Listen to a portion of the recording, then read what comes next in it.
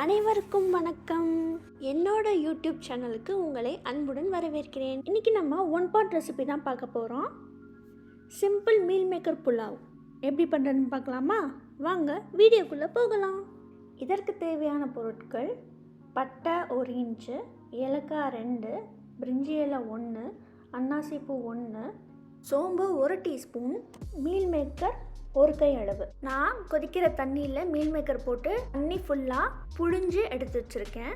வெங்காயம் 2, இஞ்சி பூண்டு பேஸ்ட் 1 டேபிள் ஸ்பூன், பச்சை மிளகா 4, புதினா 1 கை, கொத்தமல்லி 1 கை. இப்போ ப்ரீ ப்ரிப்பரேஷன் மெத்தட் எல்லாம் செஞ்சு வச்சாச்சு. ஸ்டார்ட் பண்ண ஆரம்பிக்கலாம். நான் ஸ்டார்ட் பண்ணுறதுக்கு முன்னாடி தான் அரிசி ஊற வைப்பேன். 1 கப் சீரக சம்பாவுக்கு 1.25 கப் தேங்காய் பால் எடுத்திருக்கேன்.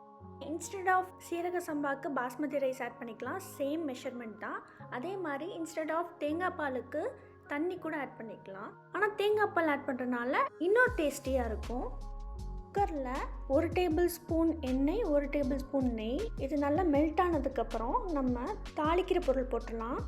சோம்பு போட்டுக்கிறேன். சோம்பு நல்லா பொரிஞ்சதுக்கப்புறம் பட்டை, ஏலக்காய், அன்னாசிப்பூ, பிரிஞ்சி இலை. 15 செகண்ட்ஸ் நல்லா பொரிஞ்சதுக்கப்புறம் நம்ம கட் பண்ணி வச்சுருக்கிற வெங்காயம் வதங்கிறதுக்கு தேவையான அளவு உப்பு, ஒரு அரை டீஸ்பூன் போட்டுக்கலாம். அந்த கலர் சேஞ்ச் ஆகிற டைமில் நம்ம இஞ்சி பூண்டு பேஸ்ட் போட்டு ஒரு 2 to 3 மினிட்ஸ் நல்லா வதக்கிக்கலாம். இஞ்சி பூண்டு விழுதோடைய பச்சை வாசம் போகணும். அப்படி இல்லாட்டி உங்களுக்கு அடியில் பிடிக்க ஆரம்பிக்கும். அதுதான் கரெக்டான ஸ்டேஜ். இந்த நேரத்தில் நம்ம பச்சை மிளகாய் ஆட் பண்ணிக்கலாம். வதக்கிட்டு புதினா, கொத்தமல்லி ஆட் பண்ணிக்கலாம். நான் 1 கை அளவு 2 சேர்ந்தாப்பில் தனியாக எடுத்து வச்சுருக்கேன். இது கடைசியாக போடுறதுக்காக.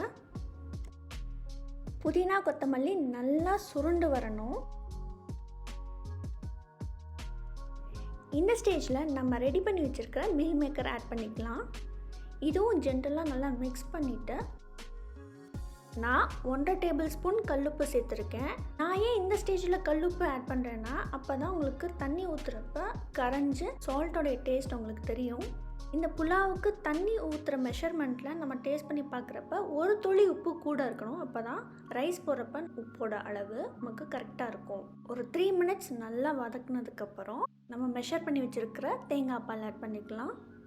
நல்லா மிக்ஸ் பண்ணி விட்டுட்டு உப்பு டேஸ்ட் பண்ணி பார்க்கலாம். ஒரு துளி உப்பு கூட இருக்கணும். இப்போ நம்ம அரிசி ஆட் பண்ணிக்கலாம்.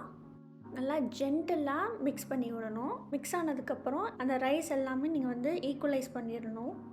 இந்த ஸ்டேஜில் நம்ம பேலன்ஸ் வச்சுருக்கிற மல்லி, புதினா மேலாப்பில் போட்டு ஒரு விசில் சிம்மில் வச்சு ஒரு 5 மினிட்ஸ். ஒரு விசில் வந்துடுச்சு.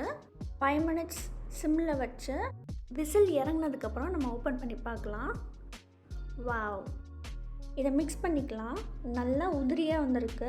இந்த ஸ்டேஜில் 1 டேபிள் ஸ்பூன் அளவு நெய் ஆட் பண்ணிக்கலாம்.